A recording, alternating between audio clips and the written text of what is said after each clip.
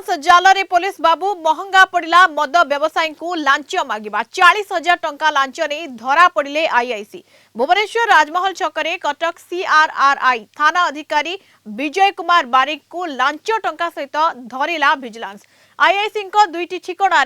Vigilance चढ़ाऊ जारी रही unit 1 स्थित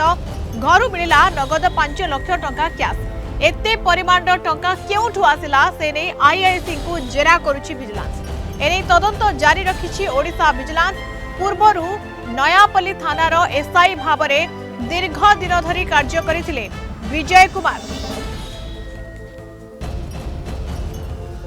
अधिक सूचना दौरान आम principal correspondent P Hemant Kumar.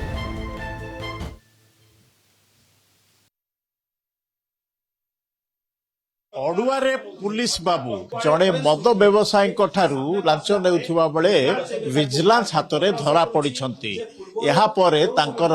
ये होउची तांकर सरकारी बासभवन जेउठारे कि विजिलेंस रेड करिछि आउ तांको ठारू पाइछि 5 लाख टंका नगद कैश और ता सहित सुना अलंकार और दामी मोबाइल घंटा और अन्य जो बड़ी भाव में जो तांकर इन्वेस्टमेंट रो किछि कागज पत्र मध्य पाइछि ताकू नै करी विजिलेंस रो वैषयिक टीम तांकू खोलताड़ करुछि। तेबे ये बाबू जनक जो बड़ी भाव में सीआरआई थानार थाना अधिकारी तांको ना होछि विजय कुमार बारिक तांकर पूर्वरु मध्य से कमिश्नरेट पुलिस रो भुवनेश्वर यूपीडी रे मध्य विभिन्न अंचल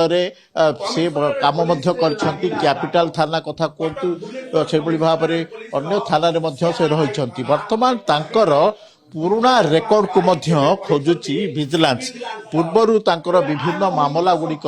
नहीं विजिलेंस खोजुची और वर्तमान जो भाव में सीधा सड़क ट्रैप केस रे धरा पड़ती और परवर्ती समय रे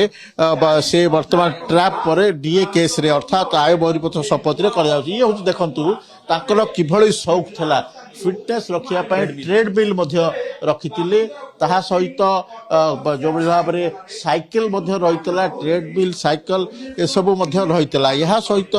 बाबूंकर जो भाव में क्रेटा कार रही बुलेट रही वर्तमान विजिलेंस खोलताड़ करुछि। वर्तमान जी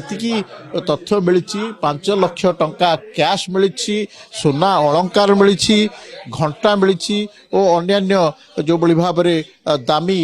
मोबाइल मिली आगकू जो भाव में ये बाबूंकर कौन